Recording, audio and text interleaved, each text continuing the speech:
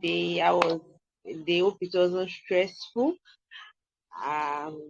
We'll be starting right about now because we want to maximize time for this training. So we'll be calling up our speaker. We'll be calling up our speaker for this training. Our speaker is no other person than Miss Jack. Sorry, Ma, if I mispronounce your name, but I will try. Miss Jacquel Chen. She has a transformative parenting journey of self-discovery and empowerment, drawing from my expertise as Chan parenting coach and EME practitioner. She guides parents through challenges and empathy and compassion, focusing on deep connection to environment and peace. And today she'll be talking to us about fostering emotional intelligence among children. So, with a standing ovation, she's from Canada, and I know most of us on this call are from Nigeria. Let us celebrate her in the Nigerian way. Please let us show her love in the Nigerian way. Everybody, let's unmute ourselves and welcome her formally to Nigeria and show her love in the Nigerian way. Everybody, let's celebrate. Please unmute yourself. I want to hear your voice. Let's celebrate her in the Nigerian way. I can hear us unmuting ourselves. Unmute ourselves. Please unmute yourself. Unmute You're yourself and welcome, celebrate. ma. You're welcome, ma. You're welcome, ma. We celebrate you. Welcome to Nigeria. Welcome to Nigeria. Yeah. Please let's unmute ourselves. Only two people that are talking. We are more than two that is on this call. Let's unmute ourselves and celebrate Miss Jacquel. In Igbo, we'll say You are welcome. You are welcome to Nigeria. We really welcome to appreciate. We really appreciate joining us. Let me celebrate you in Yoruba. Thank you Káàbọ̀ very sí much. Thank you. Nigeria. in Hausa Sagu. We have different tribes, so we celebrate you. We love you. Thank you for doing this with us, Ma. You have the floor now. Thank you so much, Ma. You have the floor now.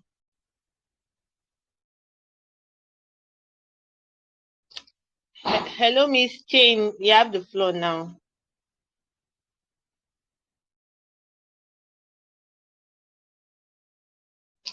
Hello, can you Hello, hear Ma. me?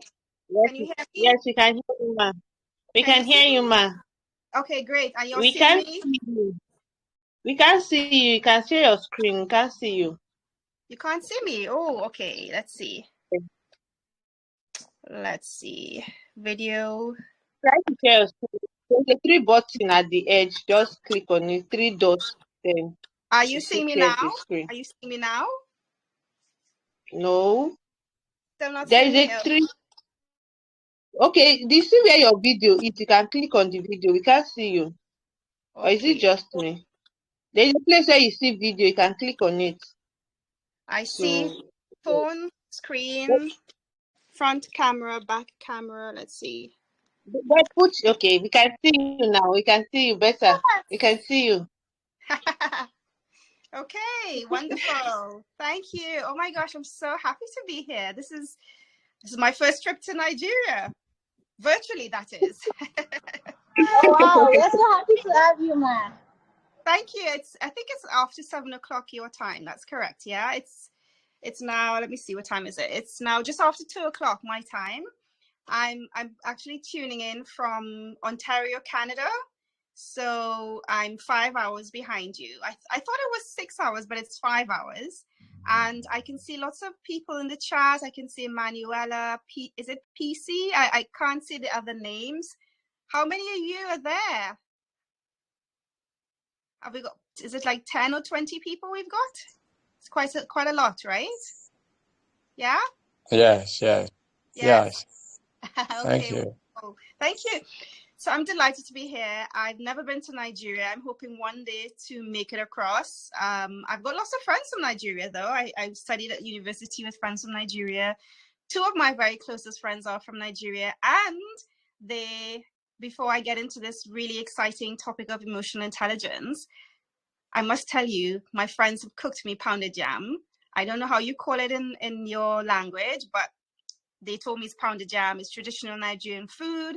They cooked it for me, and it was so yummy. So I feel like I'm there. I've been there, but not quite there yet. Wow, So that's thank you. nice. That's nice. We'll be glad seeing you. Yes, thank you for having We'll me. be glad to host you one day. That would be wonderful. I would love to get dressed up in my Nigerian outfit with my head tie and, the bright Yeah, colorful prints and so yeah, on. The outfits. yeah. We are expecting Aw, that wonderful day. that would be wonderful. I wish you could see your beautiful faces as well, but I can just hear you. So we'll just have to work with that.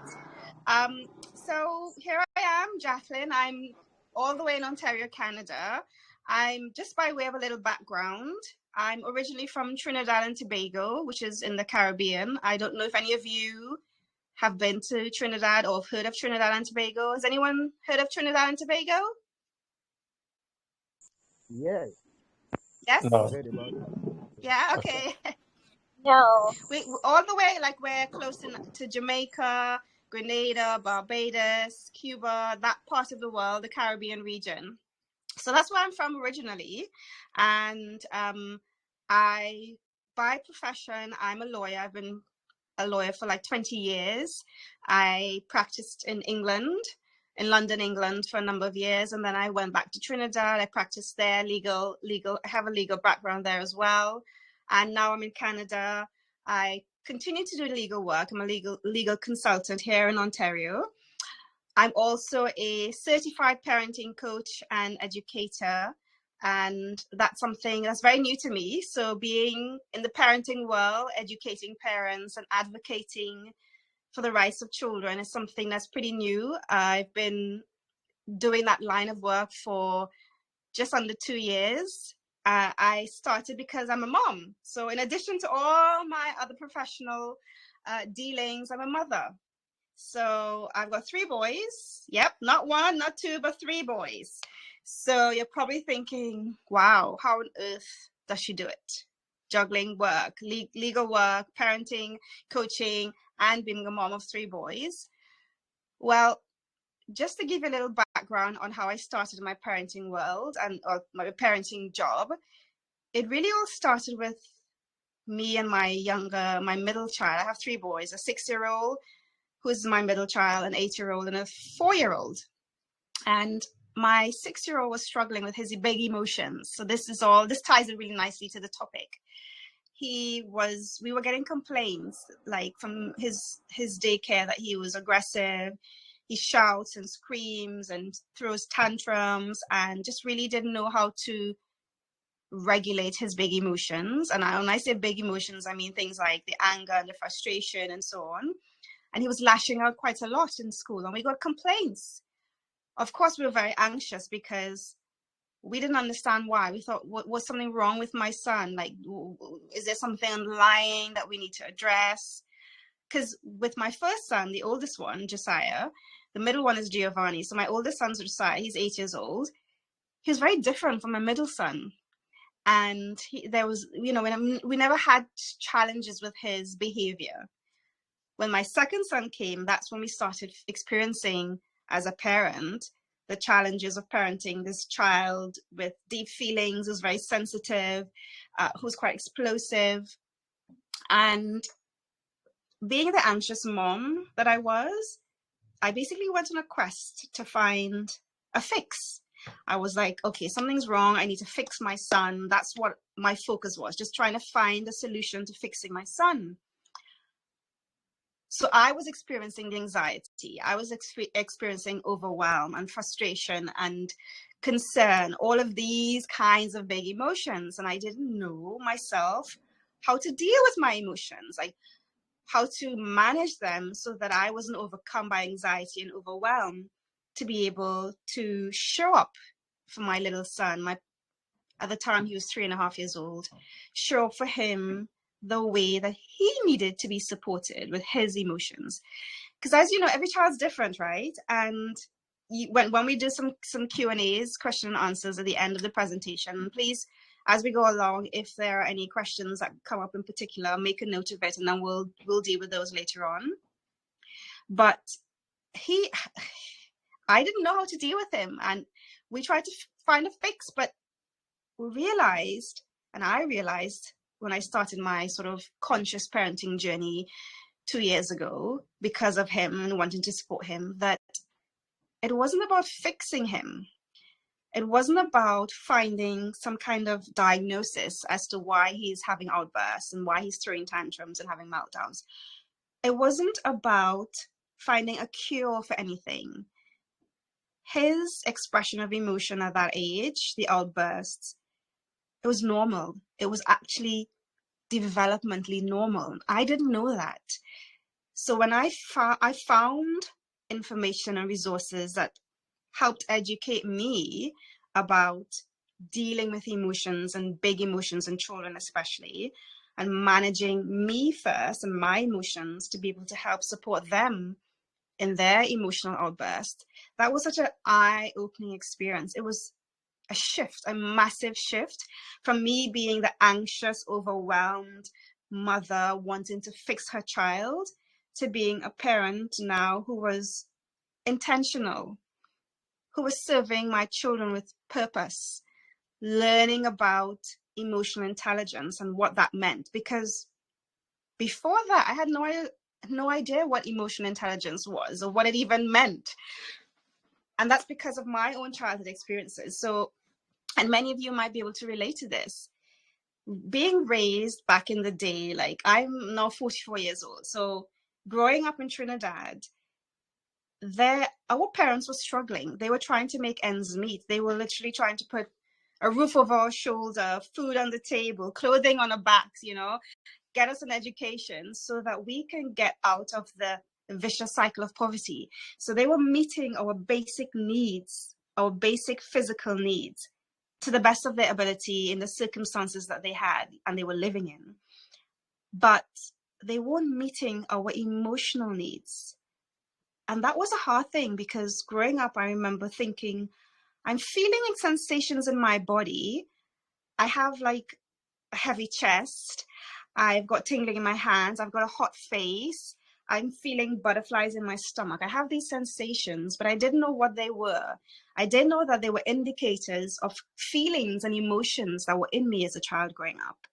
And as a child, I also remembered having thoughts of feeling sad, feeling alone, feeling worried. But as a child, I didn't know what those feelings were called. I know there was something going on in my body. But my mother, I love her to bits. She tried her best, and she is the most beautiful mother I could possibly ever ask for. But she wasn't raised in an emotionally intelligent family. So her knowledge, her experience of being emotionally, mentally attuned to herself, and certainly to me, was non-existent. So she wasn't able to meet my emotional needs and comfort me when I was down or sad or alone. She wasn't able to meet the needs that every human being, we all have feelings, we all have emotions. Right? And that's one thing we can all agree is no matter where we come from in the world, whether it's in North America, in South America, in Africa, in Asia, in the Caribbean, we are human beings first and foremost, and we all are built with emotions. We're all born with emotions. How those emotions are fostered, nurtured, and we become emotionally aware of these feelings and emotions is really a matter of learning it over time. We're born with IQ. Like everyone is born with an IQ, whether it's a high or low IQ, right? That's what science says. In the world of psychology, which is what I discovered when I went on my parenting journey, is that emotional awareness, management of emotions, emotional awareness of others, social skills, and those elements of what emotional intelligence is something that we can foster, we can nurture. These are skills that we can teach ourselves and teach our children. So you're probably wondering, well, you're talking about emotions and emotional intelligence, Jacqueline, but what is emotional intelligence? So for me, and you guys may have had your own experiences with talking about emotions and dealing with emotions and understanding what emotional intelligence is. But from my perspective, in my humble view, emotional intelligence, and this was a term that was, it's a really new term that's been introduced into our English vocabulary. It was really coined back in the 1990s by someone called Daniel Goleman. So I'm going to get a little bit kind of sort of technical and nerdy, if I can put it that way, with you just for a minute, just to give you a definition. So the term emotional intelligence, or EQ, some call it EI. It was coined back in the 1990s by someone called Daniel Goleman. And what Daniel Goleman said is that emotional intelligence really is the recognition, the understanding, and the management of our emotions. Because as we know, every human being is born with emotions. If we think about it, when you have a little baby and they're crying, it's an expression of their emotions. They might be hungry, they might be feeling lonely, they might be feeling sad, they might be feeling tired or hot, or any kind of range of emotions or feelings within their body, which is why they cry. That's how they express that feeling. So from infancy, we're born with these emotions. So as we go along through life, if as children we can learn how to recognize, which is identify emotions that we're feeling, the sensations that lead us to know that, hey, we're feeling a certain emotion, understand it, what we're feeling, and express it and manage it in ways that are healthy, then there's so many benefits to that. And that's why we're here today, to discuss how we can start learning to recognize and understand emotions in ourselves, some of us, because even as an adult, like, I didn't really start learning about all the range of emotions that exist until I was actually on my parenting journey. Like, I knew the basic happy, sad, upset, annoyed, but there's a gamut of emotions that exist that we don't even know are emotions. When we can start learning these emotions, recognizing them, understanding them, being able to express them in healthy ways, and that means managing. So some of us sometimes get really frustrated because we're trying to do a task and we just can't complete that task for whatever reason. It's too complicated. We need more support, more resources. We need more time. We get frustrated. We feel overwhelmed. Those are emotions that we're feeling. And sometimes we just like, oh, we just bang it. Like, I'm sorry. we bang the book because we're so frustrated and we're not able to manage what we're feeling in that moment because we don't even know we're feeling frustrated sometimes, right? So if we as parents can start learning about our own emotional system, understanding it, how it works, how our body works, what triggers us, what stimulus around us evokes a certain emotion in our body, we take stock of it, then we can teach our kids. And then when we start to teach our kids about their emotions, they from young, they're not going to be going through the whole sort of trauma of what some of us went through, and certainly myself as a child into adulthood in terms of understanding my emotions. They're not going to go through that experience because from childhood, we're literally working with them, we're nurturing, we're teaching, we're educating, and we're growing their emotional capacity from a young age all the way up through adolescence and adulthood. So that's what we want ultimately. And, you know, you're probably thinking, well, why is this so important? Well, what is it? What is so important about being self-aware? What is so important about managing emotions? What is so important about knowing what someone else feels and how to relate to them? Well, if we think for a moment in everyday situations that we're in, and this is something that probably each and everyone can relate to, simple things like going to the grocery store and having to wait in line, we get frustrated, we get overwhelmed, time is ticking, we've got to get to the other activity, and we're starting to feel like this anxiety, I need to go, right? And for some of us, it's like, okay, well, we see it in a certain way where it's just momentary. This feeling of overwhelm is momentary, it's going to pass, because we have the intelligence to learn to manage, to shift our mindset so that we can cope with what we're feeling. But some of us can't. Some of us lose it, and that's sometimes, I don't know if you've ever gone to a supermarket in Nigeria, and the man behind at the end of the line in the queue, he's shouting to the front, "Hurry up, get up! What's wrong with you? I've got to go!" Or he's taking too long, and then an argument ensues between the man at the back of the line and the cashier at the front, or the other customers at the front, because everyone's now unhappy, everyone's annoyed and anxious and reared up, right? Because the man at the end of the line wasn't able to contain and manage his anxiety or his frustrations or whatever big emotion he was feeling in that moment. And the likelihood is that if he's unable to even manage in a situation like that, he's unable to manage in other important situations in his life, simple things with his peers, his colleagues, his workers, his own children, his wife, his spouse. Every human relationship, in every type of relationship, whether it's a parent and child relationship, whether it's a spouse, a husband and wife relationship, whether it's your employer-employee type of relationship, your teacher and student, friendships, every human relationship thrives on an emotional connection.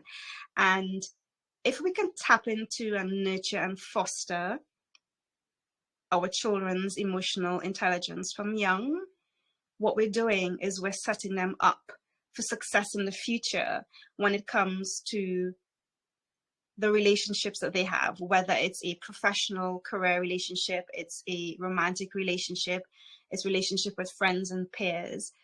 We're creating the foundations emotionally for them to be able to thrive in those types of relationships when they become teenagers, adults, young adults.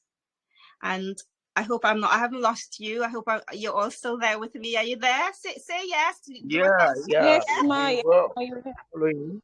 Yeah. Okay, wonderful. So, Yes, we are.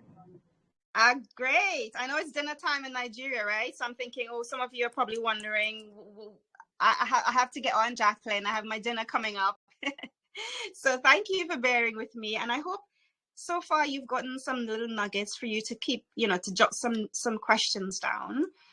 So let's move on to the benefits. Like, what are the benefits? What are the major long-term benefits of fostering our children's emotional intelligence, or EQ? So for me, one of the biggest things is better emotional regulation or management. And that's what I mentioned to you initially, how I became a parenting coach was because of my 6-year-old. Well, he was 3.5-year-old at the time.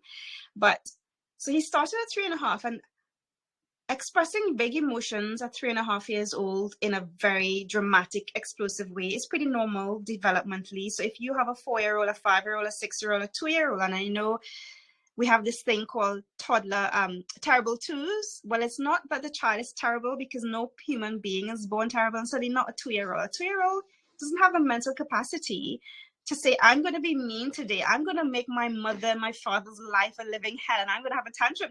They just don't, because at 2, their frontal cortex, which is responsible for decision making and planning and emotional regulation and decision making and those kinds of executive functioning skills, they don't begin to start developing until around age 6 or 7.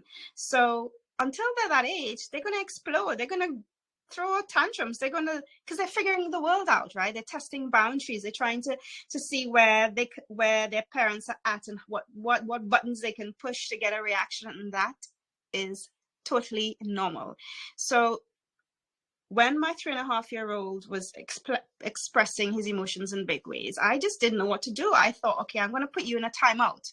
So we used to put him in the corner. We called it like the naughty corner. Of course, now we don't do naughty corners, no types of punishment, no spanking, no beating, no threatening, no timeouts, go to your room, stay in there until I tell you.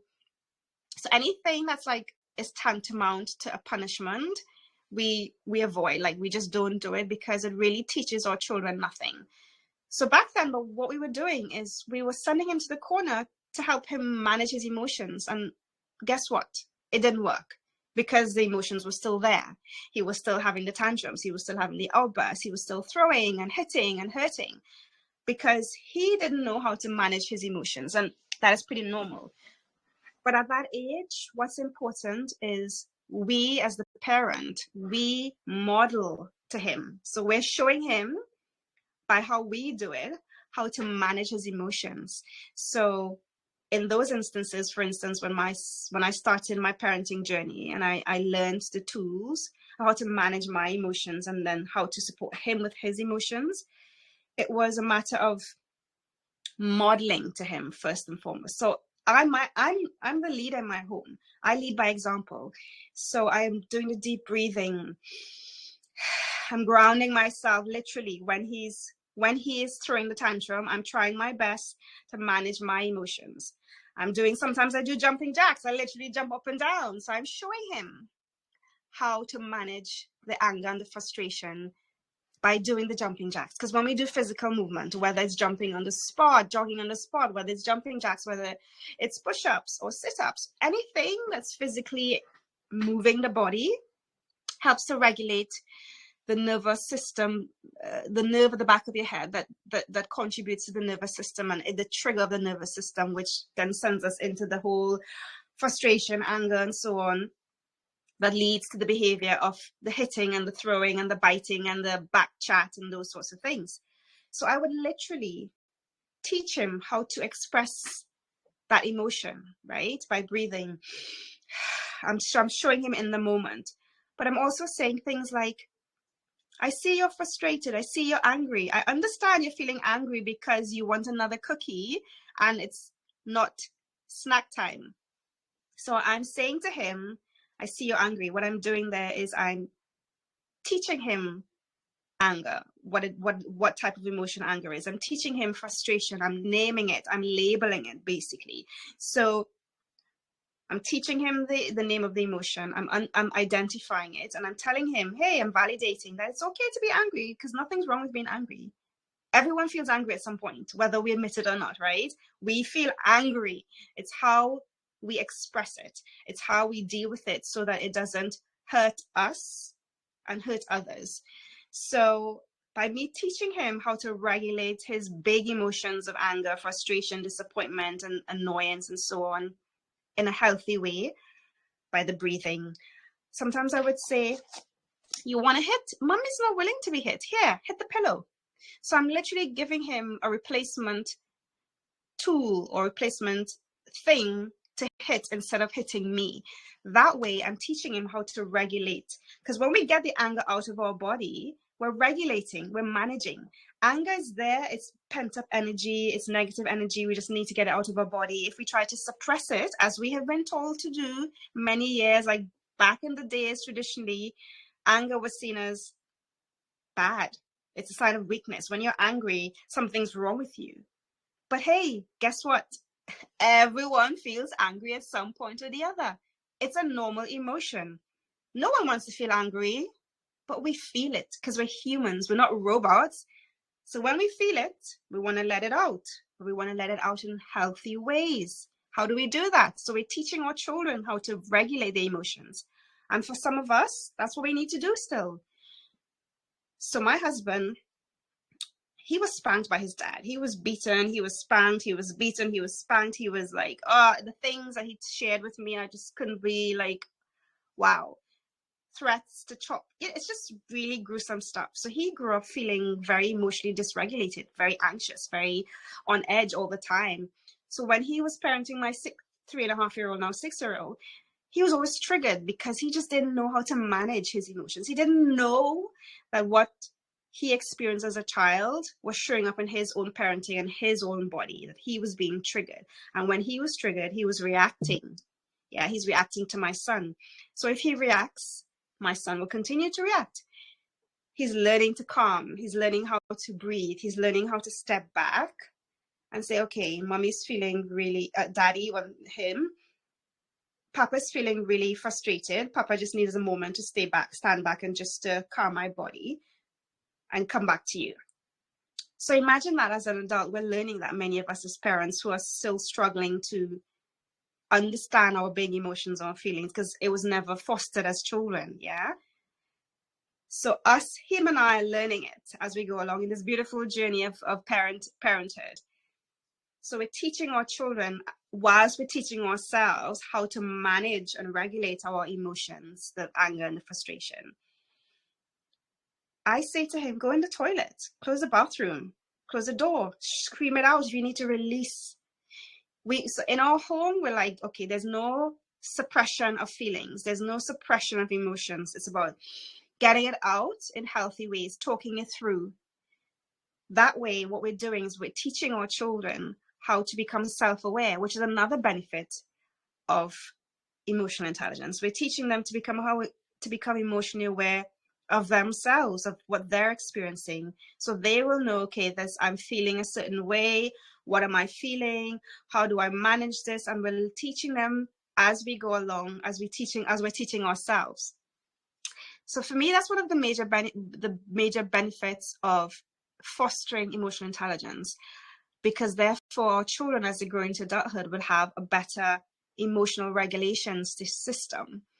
And that means when they are so self-aware and so self-conscious, it improves and increases their self-confidence as human beings. Another benefit, when we are self-aware, when we know what we're feeling, we're more confident because we can speak up.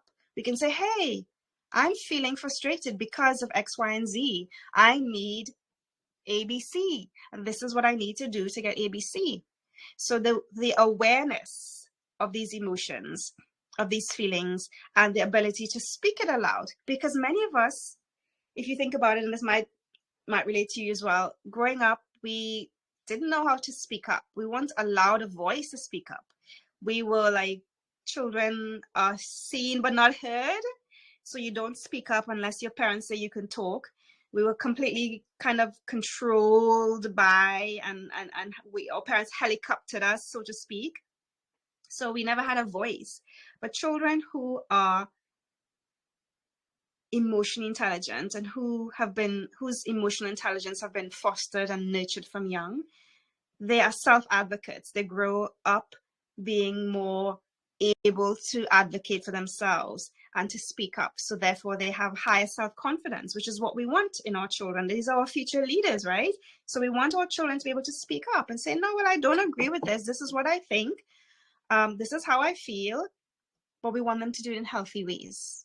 And that's what happens when we nurture their emotional intelligence. They're able to express their emotions in healthy ways that doesn't hurt anyone else, doesn't create offense to anyone else and to themselves. They don't have self-doubt because they know what they're feeling. They're experiencing it, and it's a normal experience. So that when they have the big emotions, they're not running away from those emotions. Because when we run away from those big emotions, when we feel sad or down or anxious or overwhelmed, and we literally, closed up and down, what we're doing really is we are contributing to a very unhealthy mental state. And children whose emotional intelligence are nurtured, they tend to have much better mental health. And that's not me saying that. That's what the research says. That's what the science says. That's what the psychologists all say. They say, hey, when we validate our children's big feelings and say, hey, I see you feeling angry. Okay, you can feel angry, but you just can't hit mommy. You can hit the pillow instead. You're validating your child and saying it's okay to be angry. It's okay to have those feelings, but you can do it in a healthy way.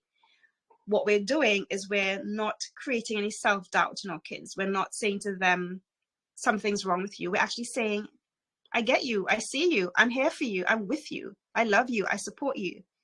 And you're soothing them so that when they go through life, with the disappointments, with the ups and downs, with the heartbreaks, with the job loss, if anything, God forbid, or whatever challenge come their way, they're resilient. They know how to bounce back easily. They know how to pick themselves up and not wallow in pity or sadness or become depressed and anxious. They have been living a life from young, being fostered by their parents, their role models, so also doing the journey with them to be able to bounce back, to know that I'm feeling disappointed, but yeah, okay. Everyone feels disappointed. We deal with it, we acknowledge it, we move on. So we're creating that mindset so that the likelihood of our children suffering from anxiety, depression, or even the dreaded suicide as a teenager, preteen, or even an adult is significantly reduced, which is what we want, because we know we live in a world, look at the world around us. There's just so much going on, you know, not just in our homes, in our countries, but worldwide. There's a lot that can easily cause trauma and the mind. But when we have children who are emotionally aware themselves, self-aware, but aware of others' feelings, we're creating resilient children. And really what we're doing is we're setting them up to be leaders who are empathetic and compassionate, because that's what we want. We want leaders, not dictators, but we want leaders who are grounded in themselves. And this is something that's actually really interesting. Daniel Goleman, who coined emotional intelligence, he also has a really good book called The Emotionally Intelligent Leader.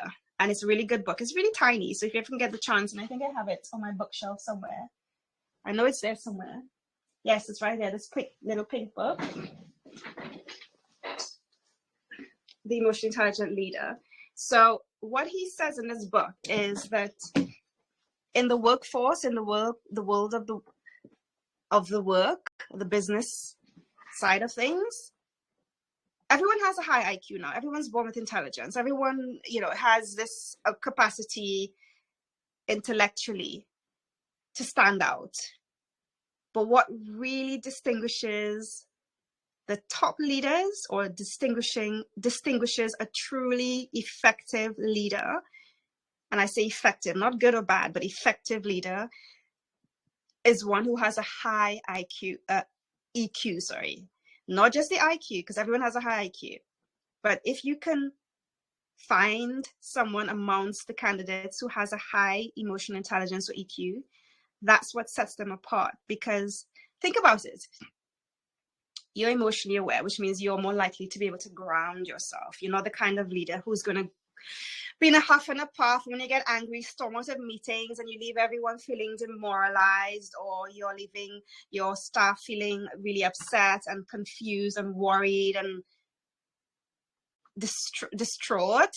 But you're a leader who can manage his emotions, who can contain himself, who can breathe, who can say, okay, there's a conflict here. I see there's your point, there's my point. We all have an opinion. Let's see how we can resolve conflict in a peaceful manner, rather than huffing and puffing and taking sides, and we're just in this huge melee of confusion.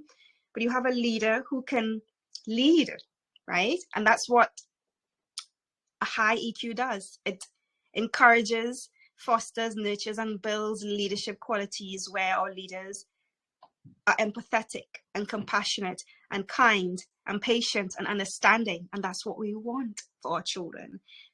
When we foster emotional intelligence in our children, we're increasing their empathy levels, right? Because we're saying, hey, and this is a story I'll give, like when my sons argue and they fight and stuff, which they still do, and their children, they will do, I go up to them, instead of saying, why did you do that? What's wrong with you? Why did you hurt your brother? I go up to my son and say, so how do you think Jackson is feeling?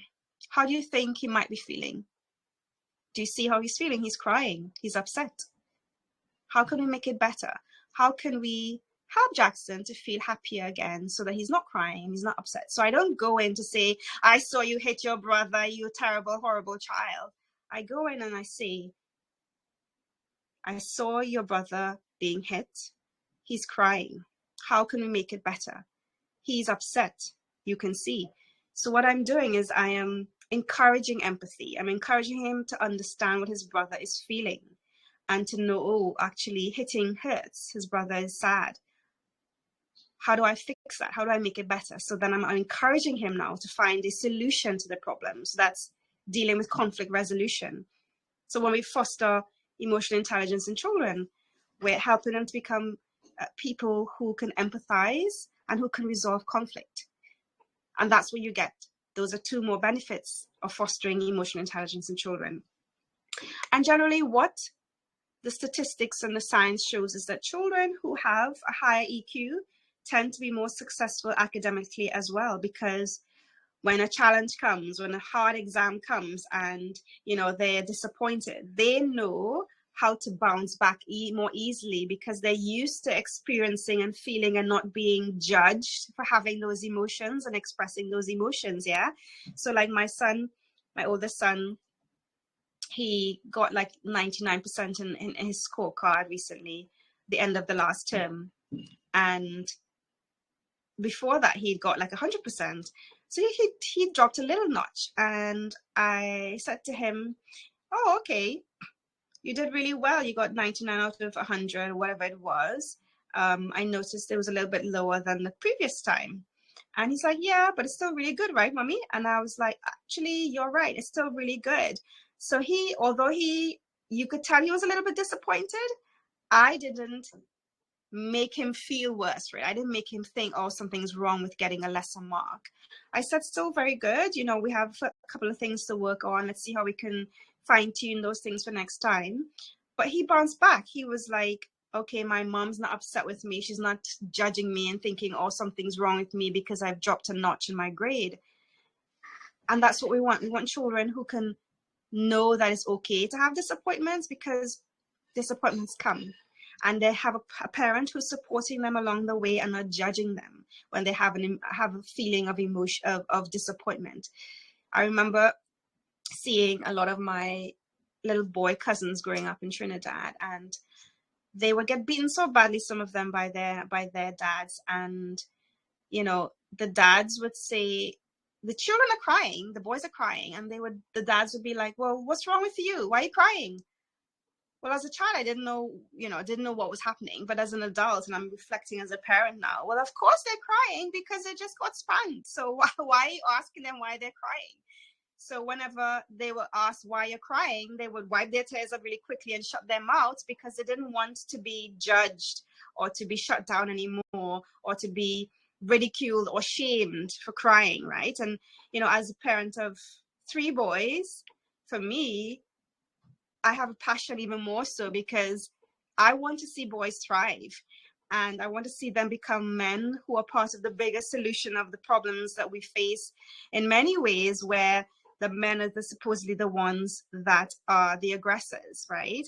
Like, say, when I practiced family law in Trinidad, for instance, all of my clients who came to me, the wives, the wives and the girlfriends and the females, they will always complain about their husbands, their boyfriends who were aggressive towards them and wanted to get like protection orders and so on against them, and divorces because of the emotionally dysregulation in their male partner. And it was always the men getting just really labeled for being the aggressors and being unable to control their emotions and being on a different wavelength, not understanding how the women feel emotionally. So culturally, and it's something that has been, you know, in our culture for years, where boys are like nurtured and conditioned to be like the real macho, and this might be in your Nigerian culture too, so you share it with me after, but very macho, right? We are men, we are the breadwinners, we are the head of the household, we are in control, and what we say go, and you're the woman or you're the mother, so you have to listen to me. And that's okay culturally if there is the ability to express on both sides feelings and doing so in healthy ways.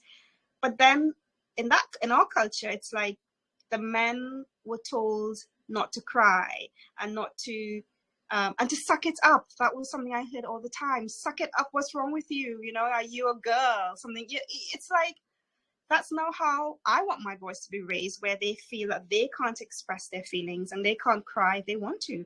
I say to my boys all the time, guys, if you want to cry, cry. Because when you cry, you feel better. It's like a huge weight lifted off your shoulder, yeah? So I encourage them to cry, whatever, cry it out, go in the corner and cry. I'm not going to tell you to stop crying. I'm not going to tell you to shut up. Because what I'm doing then is I'm saying to you that it's not okay to express your feelings through that way. And therefore, creates that in sort of inferiority situation where they're feeling like they can't feel anger, they can't feel disappointment, they can't feel sadness, because if they feel those emotions, then something's wrong with them. And that's not what we want, because that can contribute to, and this is what the science say, the anxiety and depression that happens a lot in boys. And I don't want that to happen to my boys, much less anybody else's boys. So that those are all the benefits roped in there as to how we, like, as to why we want to increase our children's emotional intelligence, the ability to better self-regulate, the improved mental health, the academic success, the ability to resolve conflict better, stronger social skills. Simple. When we can nurture their intelligence, their EQ, they're better able to relate to others. Their interpersonal skills develop. So they can adjust in any situation with any kind of human being, whether they meet someone who is from India, Africa, Asia, wherever in the world. They have the ability to now interact with those individuals, whoever they are, wherever they may come from culturally and otherwise, because they understand the nuances of the emotional systems of the human soul, the human person generally, whether we from wherever in the world we are. So it increases their social skills and their ability to fit in different types of scenarios and situations.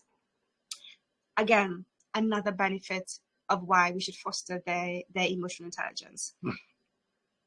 How do we do that? That's the biggest thing. Okay, Jacqueline, you've been telling us all the benefits, but how do we do it? It starts with us. Like I said to you at the beginning, I had to learn how to manage my emotions, how to cope when I am feeling overwhelmed, stepping back for a minute and saying, guys, mommy's feeling really overwhelmed here. I just need a moment to catch myself. So I will breathe. I will do my jumping jacks. I hum. I literally started humming, and it helps. It really, really helps. So I'm managing my body, but I'm also teaching them how to manage theirs and how to manage their emotions. So our children mirror us. We are their mirrors. We are like their greatest role model. They copy everything that we say and do, and everything that we don't say and do, and everything in between. So our facial expressions, our nonverbal cues. Our kids are so perceptive. You would have heard this before. Kids are like sponges, right? They soak up every single thing under the sun, the good, the not so good. So when we can teach them emotional regulation, introduce an emotional vocabulary to them, literally have an emotion chart. And I do this. I have like emotion cards. So I would pull out my cards in a long car ride. I'm like, hey guys, what's this emotion? Or I will do it on my face. I will make a face like, what's that emotion? Or like, what am I feeling? Or like, what am I expressing? Or like, so I'm like, I become their emotional chart, and I show them the faces, and then they have to guess how I'm feeling. So that way I'm teaching them about different emotions. They can name the emotion that I'm feeling. They can label it, so they become aware of the different types of emotions that exist and know what those are. So that's the best way we can do it, by us ourselves. When we empathize with them, that's us modeling to them as well about empathy, and we validate their emotions. So like my little one, he's 4, he wanted, what was it that he wanted last night? He wanted chocolate. So he wanted some Lindt chocolate that was in the fridge. My mom just came back from holiday and she brought a big box of Lindt chocolate. He jumps in the fridge. I'm going for chocolate, mommy. I'm like, what time is it? 8 o'clock? No chocolate. So it obviously he's like, angry now. I was like, I want chocolate now. And I'm like, Jaxie, it's 8 o'clock. You can have chocolate tomorrow.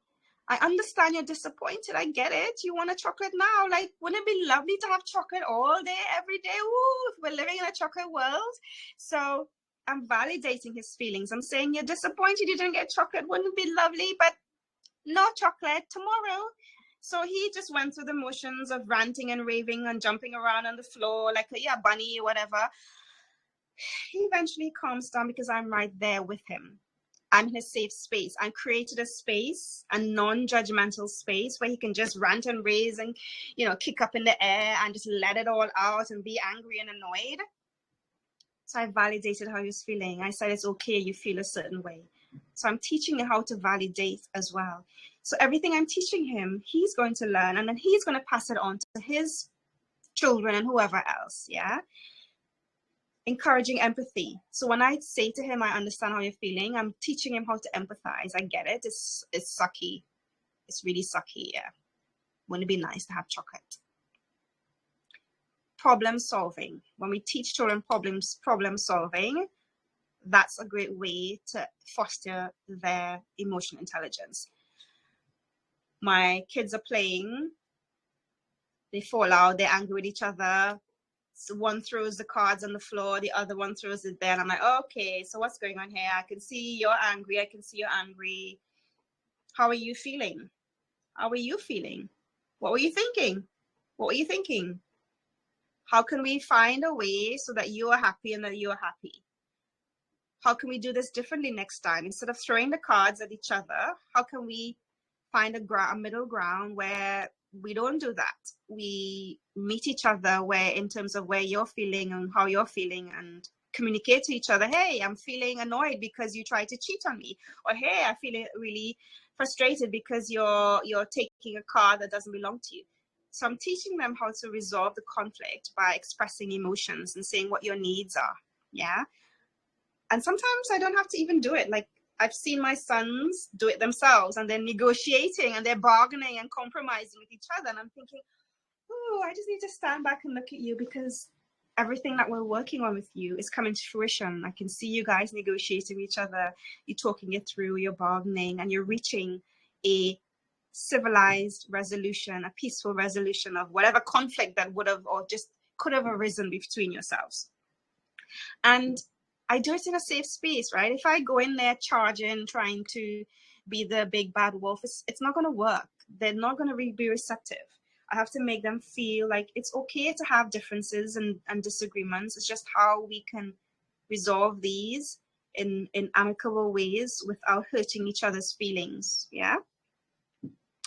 So those are some of the ways really in how I would say we nurture and foster our children's emotional well-being, and praise them, like positive reinforcement. The more we tell them, hey, you're doing a great job, and you name specifically what they've done, the more they feel intrinsically motivated to want to do better, to want to improve even more. So when I see my son apologize to his brother the other day, I was like, you know what, Josiah, I'm really proud of you. You actually went to your brother and apologized. I'm so proud of you. You should be proud of yourself.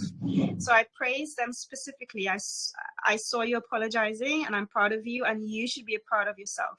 So when we positively reinforce the positive things that they're doing, it encourages them even more to want to do those kinds of positive things. So make that a habit. Any little thing that they do where it's a positive, label it and tell them, I've seen you do this and I'm proud of you, or you should be proud of yourself. You know, great job for doing what you did, and name the thing that they did, right? The specific thing. So we're naming the effort as well as the outcome, not just the outcome, but the effort that went in.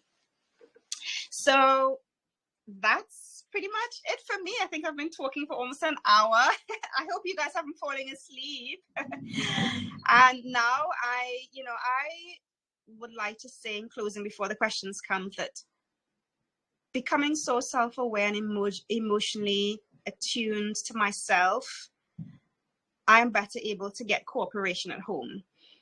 When I'm feeling frustrated, I just tell my kids, Mommy's feeling frustrated right now. I see a mess on the floor and I don't like mess. And then they start tidying up because I'm telling them how I'm feeling. I'm telling them what I need. I need a clean environment. You know, I hope that the mess will go away. So I'm making a request, like, I hope the mess will go away, and then the mess goes away. So I'm more confident in my ability to express how I'm feeling now as an adult and as a mother than I ever was in my whole entire life, right? And I have no qualms about it. And similarly, I'm seeing my children starting to express their feelings with each other and with others. I heard my 8-year-old called out his dad the other day and said, "Papa, I don't like your tone of voice. It's harsh." And I'm like, well done. Well, I didn't say it aloud, but in my mind, oh, well done to you, Josiah. You just literally said to your dad, you didn't like the way he was speaking to you, his tone of voice, and made you feel a certain way. So he's self-advocating for himself because he knows he doesn't like to feel the way he felt when he was spoken to in a harsh way. So he's not putting up boundaries. And that's what happens when we first foster EQ in our kids. They know the kind of boundaries that they're going to instill for themselves. So when they're in any kind of situation or relationship, they know they're not going to be people pleasers. They're not going to be walked all over. They're not going to be bullied. They're going to stand up for themselves and say, hey, no, this is how I'm feeling. I need you to do this and this. I'm not willing to be hurt. And isn't that a beautiful thing? A beautiful place to be? Those are the kinds of leadership qualities that we can nurture in our children from young, until they become adults and they can go out and blossom and fend for themselves in this humongous, wild, crazy world that we live in. So it's a beautiful thing, and I see the benefits in my children, myself, my growth, my own personal growth, my husband's personal growth, my children's growth as they are right now. And I've seen it with my clients and the mothers and the parents that I speak with. And it's just so beautiful to be in that kind of intentional parenting space where we are really showing up for our children the best that we can, knowing that, you know what, I'm not perfect. There are days I'm going to mess up, but that's okay. I give myself a pat on the hand and a back on the shoulder and show myself compassion.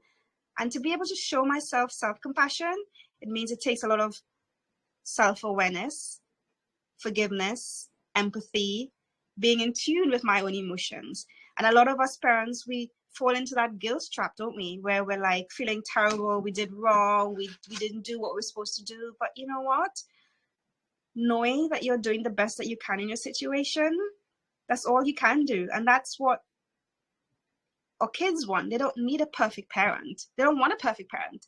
They just want a parent who's going to connect, that have that, that deep kind of long-lasting emotional connection where they feel safe, seen, soothed, secure, knowing that their parent is not judging them, their parent is supporting them.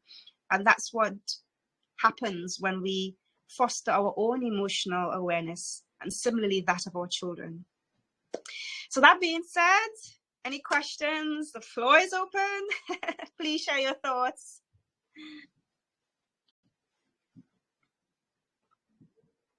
Is there anyone there? Hello? Hello? Oh, yes, we Hello, thank you. Okay. Hello, we are with you. Thank you very, Hello, very now much. we're here. Okay. Okay, so I have a question. Yes. Thank you. Okay, firstly, I would like to say thank you so much for the training part. It was eye-opening. I really appreciate you. Okay, and my question, I want to relate it to the classroom, not actually the home this time around. I don't know if you can hear me. Okay, go on ahead. I'm trying to listen. Okay, I'm ma'am. hearing a lot So of that my background talking. So I'm not sure if someone in your background is talking.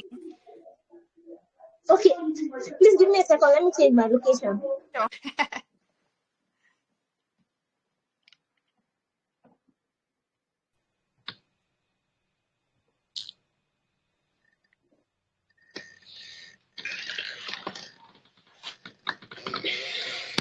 Okay, can you hear me better now, ma'am? I think it's a little bit better. Yeah, it's a little bit. Okay, ma'am. So let me ask my question. I want to relate the emotional intelligence, the modeling, rather than reacting that you talked about. Right. Okay, so if I am a teacher in an inclusive school, I have different kind of students from different homes and all of that. And it is not very easy to be modeling to a particular child, because I have one particular child that's always throwing tantrums and always trying to make me to react. And what I've noticed is if you're giving him attention, other children will also want to copy what he's doing. So now I want to ask, how do I balance modeling to him and also at the same time trying to coordinate others and not get them to copy what he's doing and all of that? I hope you understand my question, Ma. So I think, okay, so what your question is, how do you support a child that you care for, teacher, when he's throwing his tantrum, having outbursts? How do you support him? Is that what the first part of your question is? Yes, Ma, that is what the first part of the question is, because he's not the only one in the classroom. I have other students also. So Right. how do I model to him and at the same time not ignore others? Right. Okay. So what I would say is, when you model to him, you're literally doing things like, I say, hey, what's his name? Well, you don't need to share his name. Okay, so I'll say, hey, John, I can see you're feeling frustrated. I get it. So you're validating his feelings. I see you're feeling frustrated. I understand you're upset because, or I understand you're frustrated because. So if he's getting, say, frustrated because he's not, I don't know, he's not in the first in the line, or he's not getting to draw when he wants to draw color or whatever else, he's not getting to do what he wants to do, you just want to say, I see you're feeling frustrated because you're not getting blah blah blah. I understand that.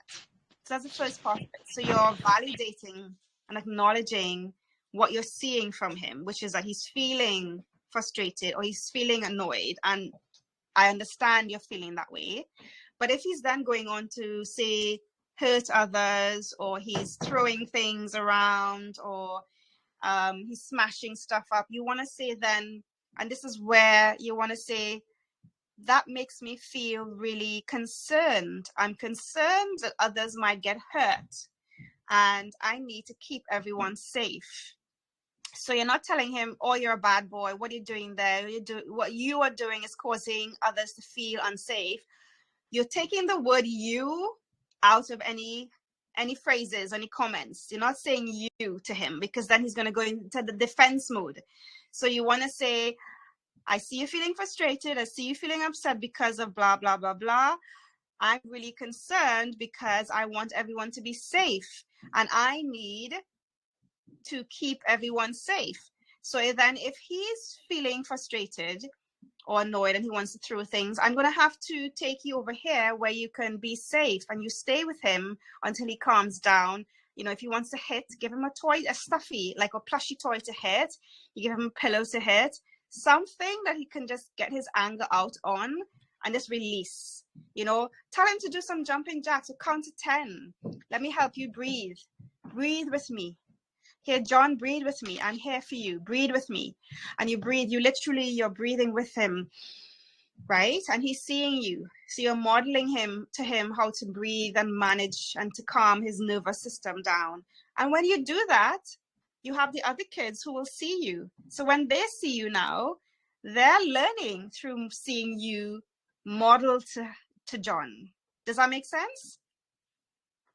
Yes, ma'am. Yes, ma'am. Yeah. Now, sometimes it won't work, right? Because if he's a young child, how old is the little boy? Is he, or the child, sorry, you didn't say it was 5 years old. He's 5 years old. 5 He's years 5 years old. Okay, he's 5. Okay, so again, his ability to manage and regulate his big emotions, it's not yet kicked in fully. It's not even kicked in, because it won't start kicking in until like around age 6. And it's only then he's going to be in a better position. Because even my son, who, when he was throwing tantrums at 3.5, he's 6.5 now, and he still has tantrums. But as the years go by, because his prefrontal cortex, I have my little brain here, the front of his brain, so this is the front here, which is here, right? This is the spot. This is now starting to develop at age 6, 7, starting to develop. It doesn't take full form, all of it, the front here doesn't take full form until our kids are around age 25 to 28. So it's only around age 25 to 28, this part develops, where they can calm their body more. They're more rational thinking. They're more logical thinking. They're having the ability to make better decisions from this part of the brain. Because right now, he's living in this part, the middle to the back brain, which is where the amygdala is. This is the emotional part of his brain. That's where he's living from as a 5-year-old, because that's the part of his brain that started to develop from birth first, before the front of the brain. So he's still living there, and he's going to be living there for a while. He's going to be living there for the rest of his life, but as he gets older, from age 6, 7 to age 25, the front here is going to take full form, where he can finally learn to think before he reacts, learn to think before he hits and throws and whatever else have you. But by you modeling to him now, validating his feelings is such a simple thing, because he'll start thinking, okay, she gets it, she sees me, I'm understood, right? And when you do it and you support him that way, you're teaching all the other children about emotions and how to validate and showing empathy and how to regulate. So you're teaching the whole classroom basically in that moment, when you're having to teach that 5-year-old boy and support him in a safe space without shouting at him and without telling him something's wrong with him and so on. Does that make sense? Yes, ma. Yes, thank you so much, ma. You're welcome. Good luck. Thank you, ma. All right. Was there any other questions?